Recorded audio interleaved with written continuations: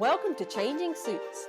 We're your hosts, Bal and Taj, discussing the latest news, views, and general life for us Western Asians. Follow us on Instagram and Facebook, changing_suits, and subscribe so you never miss an episode.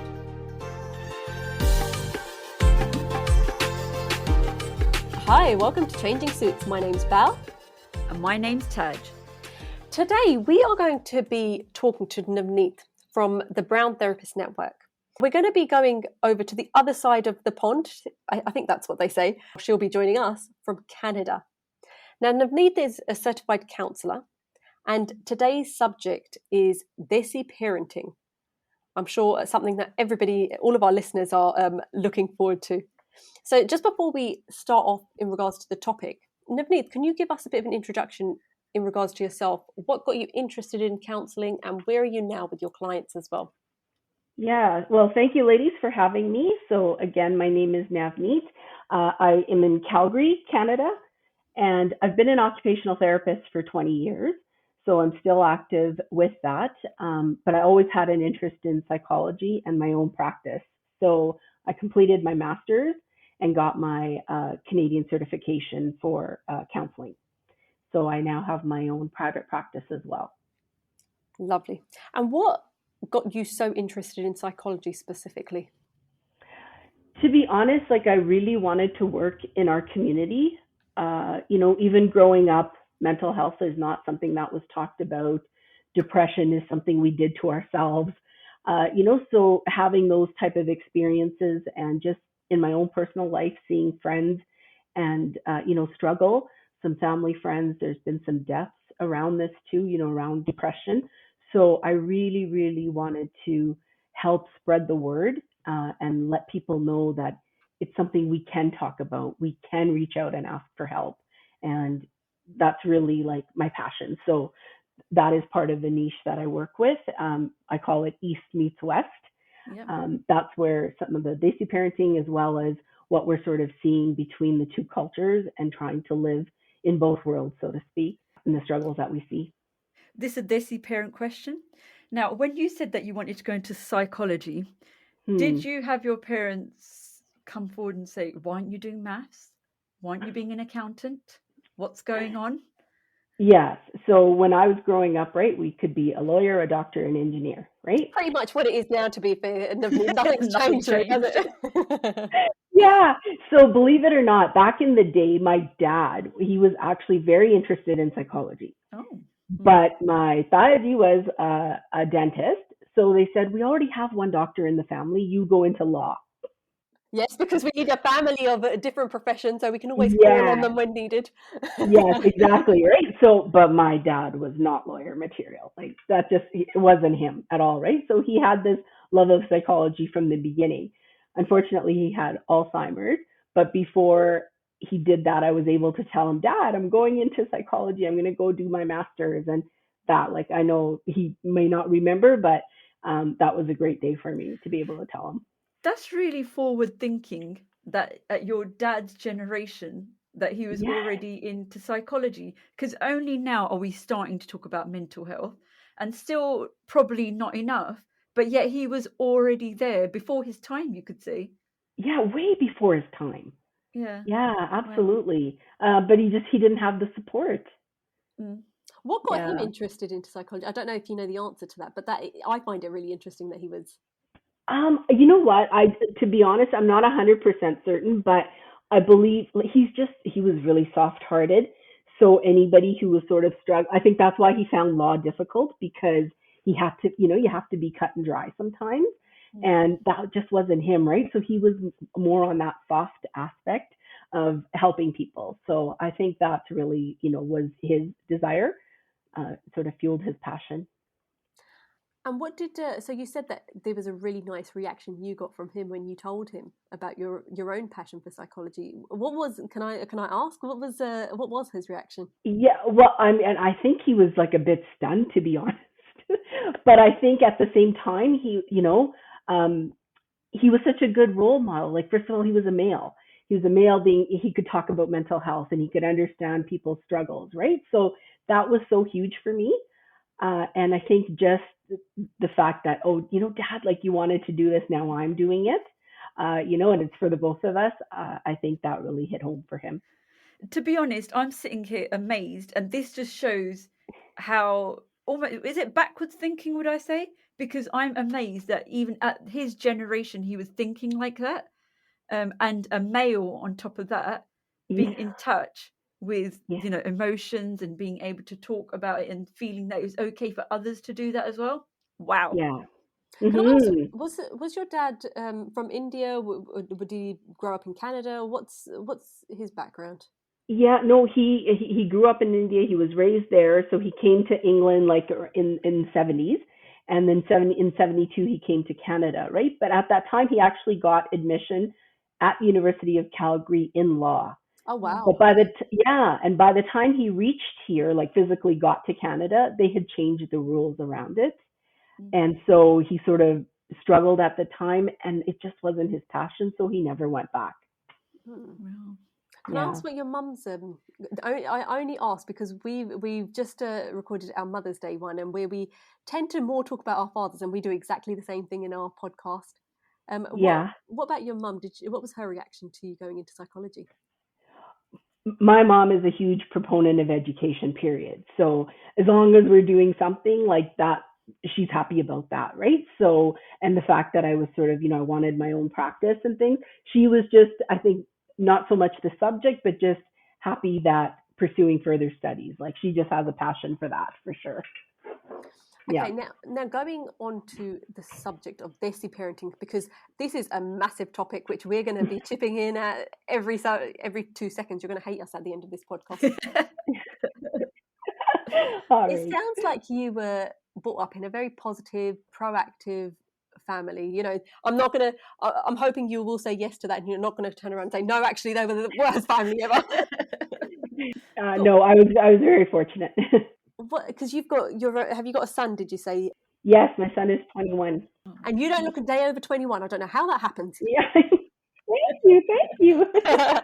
We all love But what I was going to say to you was, what is it that you've learned from your parents that you've passed on to your son? And then we'll really go into the topics of how it is in the real world. Perhaps we're all a bit blanketed, Desified? Yeah. desified. Yeah. So Yeah, what's the fair enough. positive stuff? So in my experience, like the one, the real plus point was we didn't like. I have a younger brother. He's a year and a half younger, but we never had that where my brother can do this, so Bobby can do this, but you can't, or because you're a girl, you can't do this. So my dad was totally not like that. Even my mom, right? So I didn't have that, sort of strictness in the sense that I'm limited because I'm a girl, right? So I never got to experience that. If my brother could go out and with friends, so could I. Or if I could try something new, so he could, right? So we both, in that way, it was very fair for me growing up, which was really different than some of my friends and even what we see nowadays. What did you see from your friends then? Because again, it's going to be a common thread, isn't it? Something that we've all Yeah. experienced. So, like you can't go out at night because you're a girl, or you can't, be in a big group because you're a girl. Thing limitations. Oh, girls don't play hockey. Girls don't, play certain sports, or they're not involved. Boys can go to friends' house, but girls can't, right? So a lot of my friends struggled with that, and See, that I'm going sort to of pick up difference. on that. Hmm.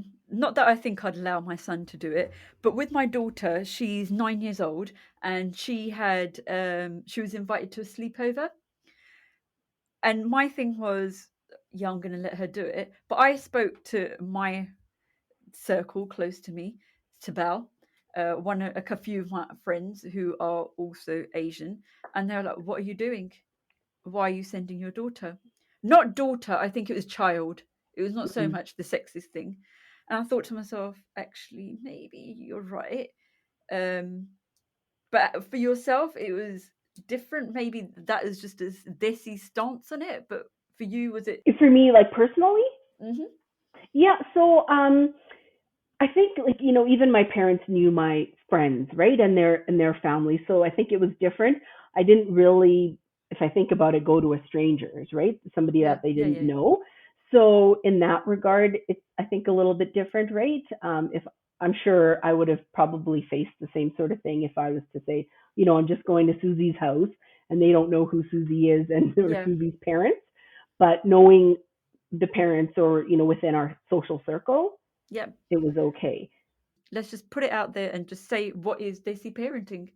Yeah, so it's the traditional form of parenting in terms of from that collectivist perspective, right? We grow up sort of learning family first, community first, elders first, parents first, right? And then at some point we sort of fall into the equation of, self as important and that wanting to, sort of protect our children, which is totally fair, but how we go about it, right? So sometimes it's that tough love or the really strict discipline, which sometimes then, backfires. So it's really from that collectivist versus like looking at just your child. So that's how I describe Desi parenting. When someone says they see parenting, you always, as soon as Taj said it, I'm like, okay, let's hear the negatives of the parenting. However, you've Mm-hmm. touched on the first thing you said was, res- pretty much respect for your elders, respect for the parents, and then at some point, which I suppose is the negativity of, okay, then I fit in that. But if you look at it, it's not a negative in the fact that we do have respect. So perhaps Yes. we need to change our mind frame of saying, well, as soon as someone says Desi parenting, it's not a negative. There are positives to it. Absolutely, absolutely. And it's not to bash, anybody's parenting style or anything like that, but it's more from that cultural aspect. And when I talk about the parenting, it's the impact of that, so of the parenting that we now sort of are seeing in counseling, I'm seeing in my sessions, I'm seeing with clients and just in our community in general. So it's the sort of impact of that. There's no right and wrong, but the effects of it. What is the impact of it then? Yeah, so I'm just going to go through and like give some examples, right? And I'm sure we can all sort of relate. Like the first one, refusing to give like our child praise. So if our client does well in track and field, but the parents want the child to play soccer, so they sort of get discounted or they're not praised for doing well in track and field because there's you should be doing soccer, for example. So continuous criticism and judgment. So, you get the 95% in math, and the first question is, where's the other 5%? Yep. Yep. Right? So, and a child then starts to feel like, oh, I'm not good enough or I can't do anything right. So, comparing, right? We get comparing with other kids, with family friends, with cousins. Oh, Sakwantanti's beta got a medal in, Yeah. academic achievement. Why can't you bring this home? Right? So those sort of things lead the child to, oh, like what I'm doing is not good enough, or I can't make anybody happy. Can I ask? So obviously we've touched on Desi parenting, but these things, examples that you've given, would you say they are more prevalent in Desi parenting, or would you, from the clients that you've seen that are not Asian, South Asian, Hmm. is it also a thread within their community as well? Not to the same degree, and that's just my experience Yeah, of because course. I work right with mostly South Asian clients, but that doesn't mean I'm limited that. So if it is, it's like in maybe a Caucasian culture, in the Caucasian culture, maybe one aspect of it, but it's not so ingrained. Like it could be a one-off type thing, whereas when I'm working with younger South Asian kids, it's very prevalent. A massive thank you to the National Lottery for supporting Changing Suits. In raising awareness of mental health in the South Asian community. Why do you think that is? Like quite a lot of well, all of us are pretty much experienced the Desi parenting. Why? Mm-hmm. What is the root of it, and why do you think it happens that there's a negativity of, oh, why didn't you get the 5%, or why didn't, or the comparing? I think a lot of it comes from our what are people going to say first of all, like what, oh loki hinoki kange. Yeah, yeah. So then okay, so I can't try track or debate because it's outside of like the norm. So I think that's and our need to people please. Do you think that it has changed over time? Have people now in the next generation made it less prevalent of having that pressure on their kids? Or what are you finding from your clients? I think like that's the goal, right? And I think the younger they're starting to like you're seeing different parenting. You're seeing parenting between boys and girls the same. You're seeing more dads involved. Uh, so I think over time it will change. But But it's not there at the moment from the sounds of it. no, because what we're seeing is sort of the years and the impact now and how it affects people in their adulthood. What is the impact you're seeing on your clients? So you gave us a few examples there. Yeah, What are the effects of these? lack of confidence, right? So that when we come from that, oh, I'm going to protect my child, keep them in the safe bubble, that tough discipline because it's good for them. We then, all of a sudden we're seeing adults who are going for job interviews, who are going to leave home to go to university, and they can't function, right? They don't know how to handle things themselves. So that whole confidence piece is huge, that self-esteem. What's the difference between, and why is there a difference between parenting of a female and a male? Why is there that difference? I think, it like just that whole patriarchy that we've sort of grown up with, right? And we've always had that division of, men do this, women do this, and that's just sort of carried through, right? Whether it was from work, then education, then jobs. And so now we're seeing, like even now, like look, we have a female a coach in hockey, like in Yeah. professional hockey, a female coach has taken over, right? Like that was unheard of growing up. Like, women in hockey and those sorts of things. So that, I think a lot of it has to do with the patriarchy that we've sort of established from all these years. But do you think, in regards to, because we're all well aware of the fact that there was and there continues to be a massive gender bias in the South Asian community. We're all well aware of it.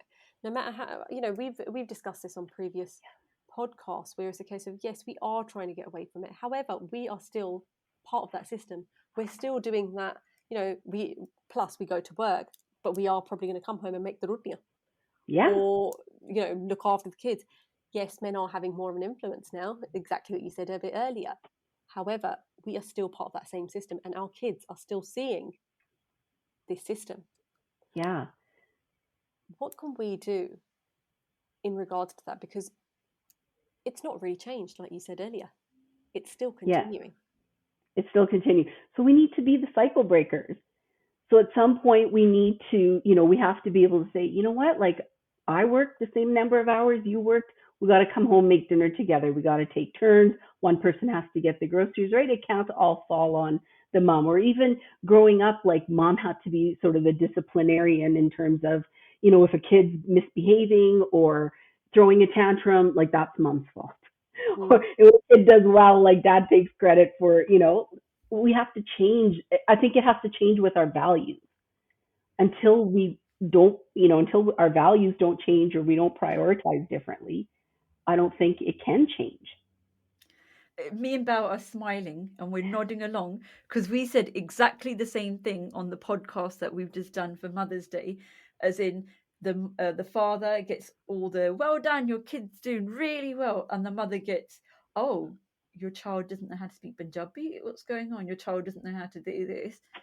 Yeah. And yeah, and to be honest, and sometimes we are at fault of doing that as well, and we don't realize that we're doing it because it's like you said, it's so ingrained in us that we're repeating the same thing that was happening before. Yeah. But the tough thing is, yes, we all know we need to break this cycle. We're all well aware of it. We've been, our parents were well aware of it. However, we are still living in the same cycle.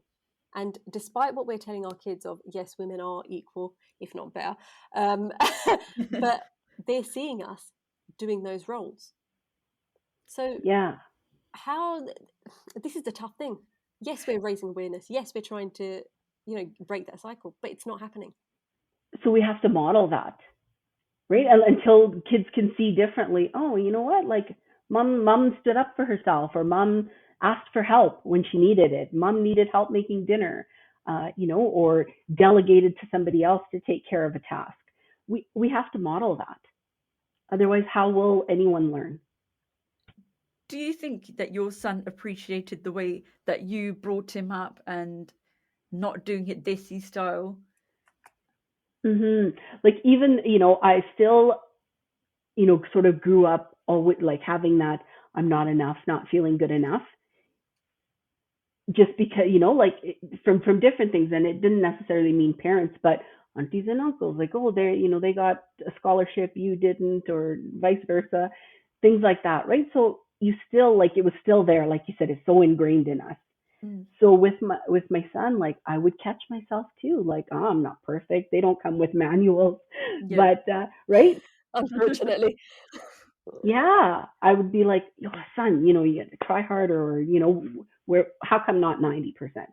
Odd time I would say that, and it'd be like, oh, I'd have to gasp and say to myself, like, Nav, like, no, you got to do this differently. If you don't do it differently, we're going to just be repeating the same cycle. But do you think that we make that comparison because we want our child to be just as good, or if not better than the other child, but we don't realize that we're causing that negative negative impact on that child? Yeah, absolutely. Like, who doesn't want their child to do well? Of course we do. But exactly, it's how we sort of go about it, right? Playing to a child's strengths. Mm. Like, my kid, like, he would never write anything down, like notes, nothing. I'm like, how can you study when you don't have notes? For example, but he was an auditory learner, Yeah. or hands-on by doing it. So we have to play to that. If I said, no, you got to write the notes, and it doesn't register, like, that's not how he learns. So I'm not helping him in any way. Going back to a previous question I asked of, as soon as someone says Desi parenting, we're looking at a negative. However, our parents came to England, Canada, America with hardly anything on them. And we have grown into a community that is well respected in regards to education, Mm-hmm. good jobs. We laugh at, a lot of the kids are pushed towards becoming doctors. Nothing wrong with that. That's fantastic. Lawyers. Had we not had that previous influence of do better, because there's nothing wrong with saying do better, Yeah. would we be in those positions? What do you think? So as do better, like, so for, yes, you're right. Like, our immigrants, they came to a new country, established themselves. They came with nothing, clothes on their backs and a few dollars, and they made, homes. They put us through school. Now, like, my generation, my son's generation, they have that advantage. So we naturally want them to do better in that aspect, right? Yeah, okay, maybe our parents, they were too busy. They were too busy working two jobs and trying to make ends meet, right? But with good intention doesn't mean the impact of that wasn't there, or we didn't face it. Do you think that we're almost, can we say, lightweight, and we've got more time to think than our parents did? Because our parents, I think, would have gone through the same, like we're saying, repeated cycles, and they were so busy and they haven't had the time to feel that impact. Whereas we don't have to build from the ground up, and we've got more time for mental health. And I'm not saying that they didn't have the mental health, but they didn't have time to address it, whereas we have. Yeah, absolutely. I think that you hit the nail on the head there for sure. Just having the education and the time, because, they sacrificed in that way for us to sort of get there. We're not starting from scratch, so to speak. Mm. So yes, we do have time to now do things differently, and we're also more integrated in the Western culture, like, as second generation, third generation. So But then, in regards to that, has it been a negative in the fact that perhaps where we're now raising awareness of mental health? Yes, mental health was a problem in our parents' age, parents' generation, but they were too busy to address it. So, what's been the turning point in having that extra time? Has that then turned into a negative because it means that we are yes, it's raising more awareness. However, it's also causing more problems because we've got that time. What's your opinion on that?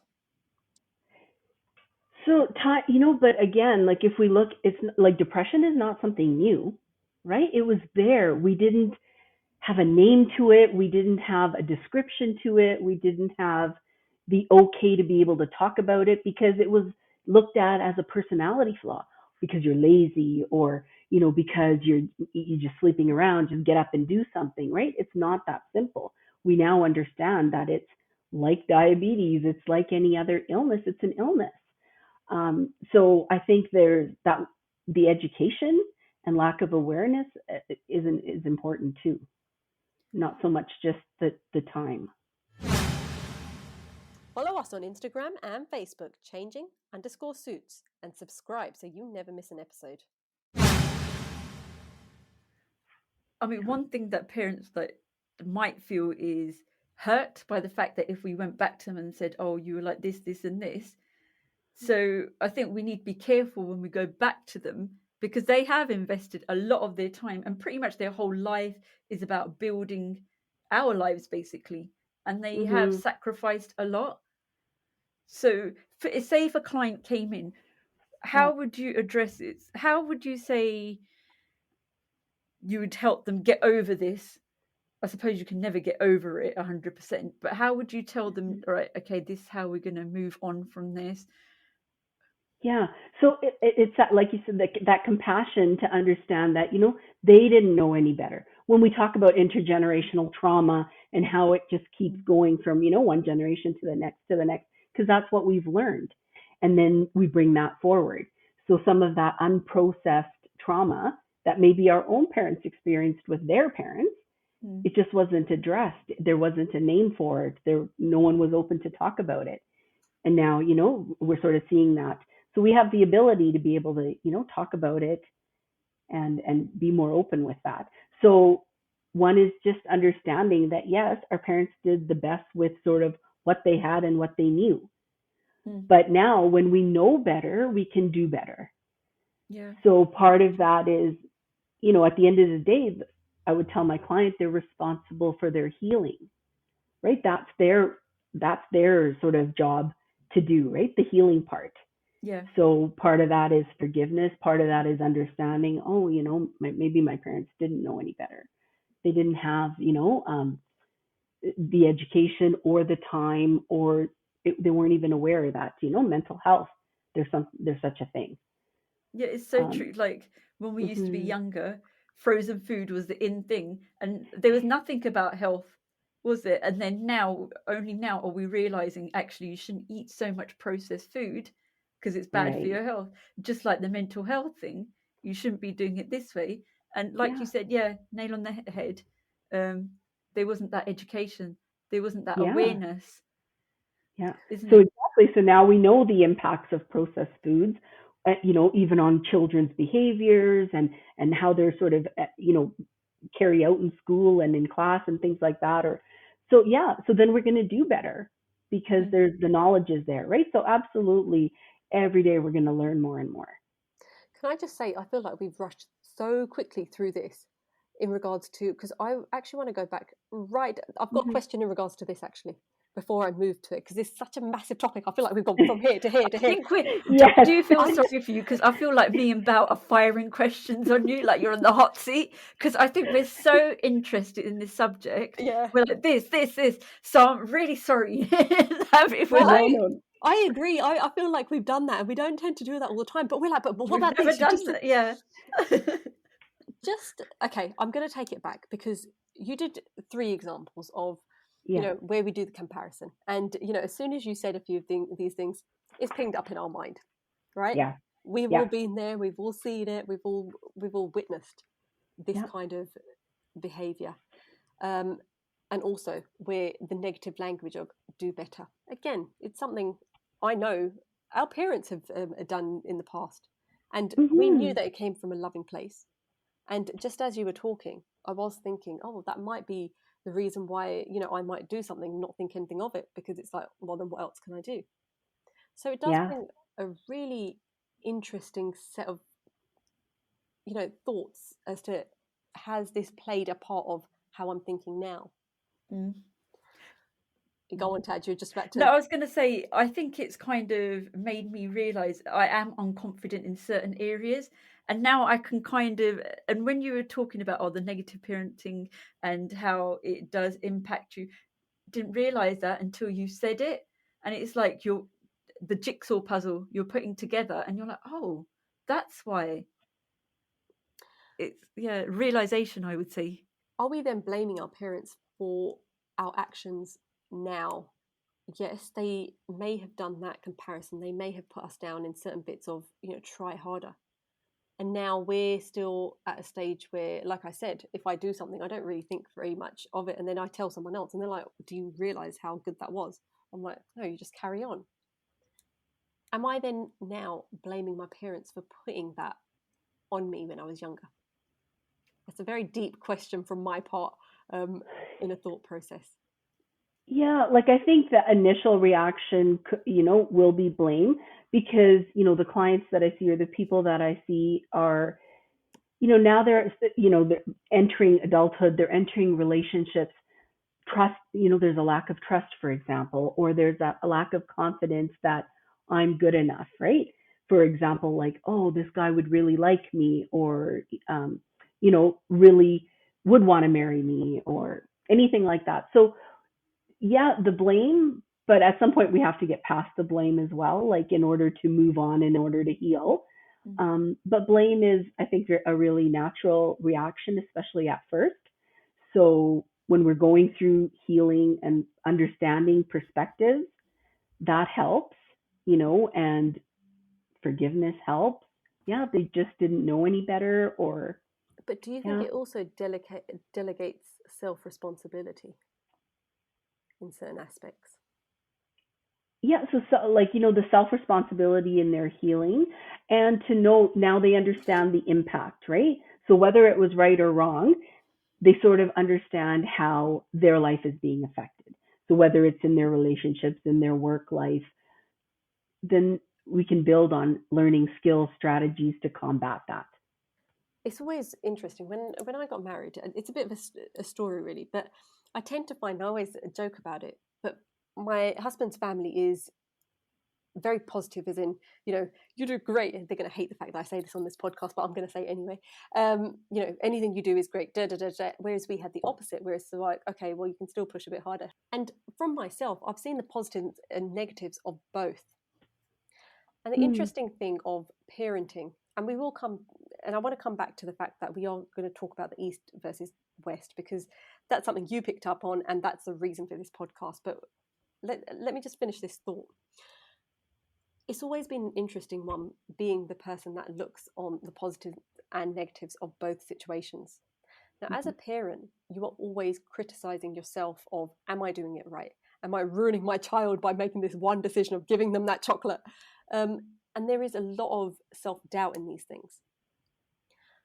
Where would you say is the balance between praise and being a bit of a pushy parent?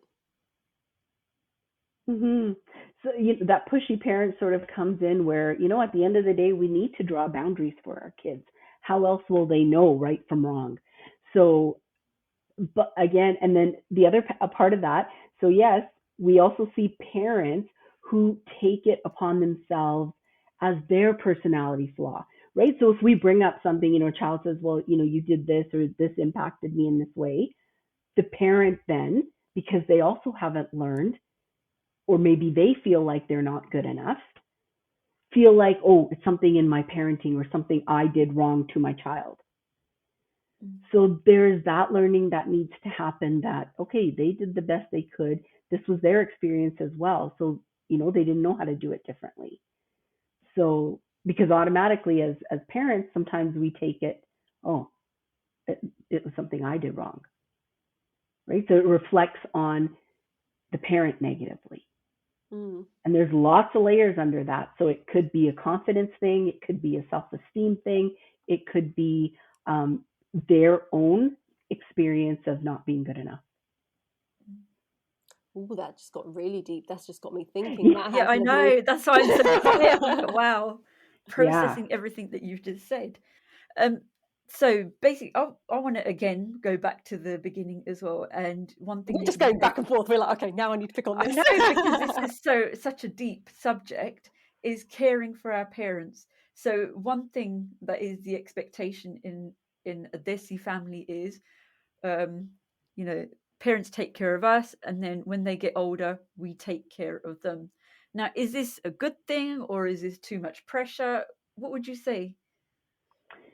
So yeah, that's a tough one because, you know, most kids, like husband and wife, are both working. They're both, they're raising kids. It's different. Like we had so much extended family back home. There was always someone at home. It's not always the case here. So it's very tough. And I am finding a lot of clients feel that pressure, right? But again, taking care of our parents doesn't only mean them living in our house. Mm. There's lots of ways to care for our parents. We can still do a lot of things, not just necessarily in our own house. So I think there's a lot of discussion and things to be had because it is different than what we grew up with. Like, yeah, we grew up with that expectation that now it's your turn.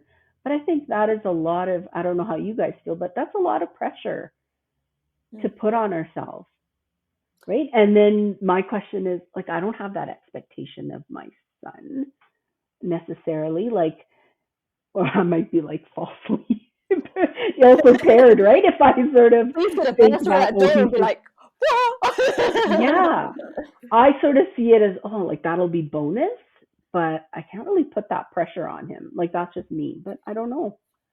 See, Yeah. for me as well, I've said to my husband, um, let's just get a flat. We don't expect our kids to do, look after us, because I think children these days, there's a different way of thinking. I think Hmm. in our time, we still had the influence from what was happening in India. But I don't expect that from my kids. But I think Bal has got a different view. I know she has on this. So I've always put my hands up and said I am pretty traditional in a number of ways. Now, over the years, I have changed a lot of my opinions. So I'm very much open to hearing what you're saying, and very much open to changing my opinion. However, I have had this discussion where my husband has been like, "Yep, once we're retired, I'm going to go to Spain and we're going to live in a house," and I'd be like, "No, we're going to be living with our kids. They will look after us." And I haven't been convinced yet that I won't do it, because I really do feel, again, I always try to say, yes, there are negatives of the way we as a community are. However, there are so many positives of, and this is a positive, living with your extended family isn't always negative. We lived with our grandparents.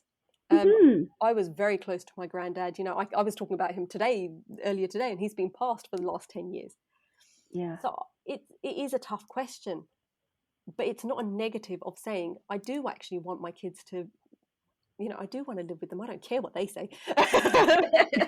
Right. So we don't care what they say, but then what happens if their marriage is on the line, for example? Yeah, fair enough. Yeah. Right, then what do we do? And now there's mixed marriages, mixed cultures, right? It's not just east and right, there's so much more. So what do we do at that point, right? Even though maybe our child is okay with us living with them, for example, but if it meant that there's going to be marital stress or something, like, I would have to reconsider my stance on that. But what if there wasn't? And what Hmm. if you were bringing, because I'm pretty sure I would give a positive light to my children, and I'd be the best sus. Oh, I think you live in some sort of dream world, Yeah, because but there's free always, babysitting, you get your meals, yeah. like, right? Right? So, yes, I don't think there's anything wrong with, wanting that, or if that's, the outcome. But again, I think we have to be prepared to Open. have these conversations and open, right? That it just can't be one way or the other. Mm. There's so many factors, so I many things. mean, yeah. I Mhm. mean, with our generation, I don't think it will so much be for our kids' generation. We were expected, well, not expected, because our parents didn't know English that well. we used to take them, more our grandparents, should I say, we used to Yeah. take them to doctor's appointments. Appointment. We used to go to the bank with them. We used to do this with them. So there was that bit of pressure at a young age. Mhm. And that, I suppose, could have an impact on your mental health as well, because you had Mhm. that pressure, or was it building confidence, would you say? So you could And look at then it in we two had, ways. yeah, two ways. We also sort of never really moved away from our families, or many of us at least. So Yeah. what happens now, like, my son gets a job somewhere in Australia, or, some opportunity. Would I want him to not take that? No, no, Uh, I'd expect him to take it, but I'm going with him. yeah. Yeah, fair enough. But there could be some that don't want to go or don't want to leave their house, right? We see that. I see that often, like even in my job in home care. Nope, matateira, right? I'm Yeah. just staying here. So then what do we do? Yeah. It's not black and white. Yeah, It's Bal's going to be not. thinking about it all night. Watch. Well, to be fair, I better stop saying this on podcast. And my dear son, his future wife will be running away from him. No, I think you did. Yeah. I think you have hit the nail on the head. Where we are in a situation that has to be fluid. We have to be open to seeing Mhm. what the situation is. And I think because in the past we were very much, our parents were dependent on us as kids, as the fact that we do know English and are still in that position. Mhm. But we aren't in that position now, and life has moved on. Because where we're talking about the clash between the West and the Eastern cultures, we are Yep. now in that middle ground of actually we're seeing that openness and the freedom of where we want our kids to be. Yep. However, we also see it the other way of we get why we didn't have that freedom and openness sometimes, Yep. having to look after our parents, and that wasn't a negative every time. Mhm. But it's definitely a fluid situation, and it's wow, it's got me thinking. Maybe I will move to Australia and leave my son here. Actually, I'll be like, I'll take the job. You stay here. Yeah. Are you seeing clients in that case where they are having difficulty of maneuvering that situation, where perhaps it is a bit more of a harder sort of sell of, look, mum and dad, I do actually want to move away with my wife because we're finding this tough. Yeah. So like even growing up, like that was when I started my practice, I really reflected on like my own struggles. So yeah, we always have that, oh no, but what will people say? Like I put my dad in a home or so I was always like back and forth, even when my dad got sick, like that was still like one thing I didn't want to do. Right. But it was very cut and dry for my son. He's like, but if you cannot take care of him at home, then we have to find an alternative. Like, how is this an option? But we struggle with, oh no, but what will people say? Or people say, oh, they just left their dad to rot in the hospital or whatever right? So we grew up feeling that pressure. I feel like, my son's generation and the ones to come, they're going to be more solid in their decision making, I guess you can say, right? It's going to be a little bit more clear for them, where we were trying to navigate both. Don't upset here, and try and fit in here.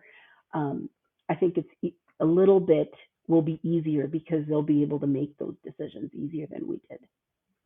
Because again, we had to look both ways. Yes. But do you think that's because they're less emotionally, this is going to come out wrong, but less emotionally impacted by what's happening, and then that's why they can make that clear decision, right? No, care home it is, or to wherever it needs to be. Is Yeah. it because our kids are turning so westernized and they haven't got that bit of desi in them? Yeah. So I don't know if it's so much emotion, but versus, yeah, like I feel like we were sort of stuck in both streams because we sort of grew up. We have to, we put our family first. We do look out for others. We have to help grandma and grandpa with the form because they don't know English. Their experience is not that. Yeah. So, how, like, my son didn't have to help me fill out forms. He still doesn't. So but that doesn't mean we're not close and that he wouldn't do things for me or help me. but yeah, like I find it's different. It's Do you different. think our kids are more selfish, would you say then? Yeah, so part of That's me a used to tough think one, isn't it? selfish, Yeah. Yeah. and then now I think, are they better at drawing boundaries than we are? Hmm. God, that's really made me think. And this is a Right? conversation. This is a conversation we've had in regards to, we've, for example, we've spoken to someone. Oh God, this is a tough one. Yeah, it's made us all think, Mm-hmm. listeners. We're sort of sitting here in silence of, are our kids actually selfish, or is it the fact that they can Reflecting. do the boundaries which we couldn't do? Mm-hmm. So I'm just going to move on from this. So we talk about Sorry, on that, we're going to have to get your son to come in and give us an answer now. You. Awesome. Sorry, go on, Taj. so when can we say, right, I'm impacted by Desi Parenting, I should get counselling? When are those telltale signs, would you say?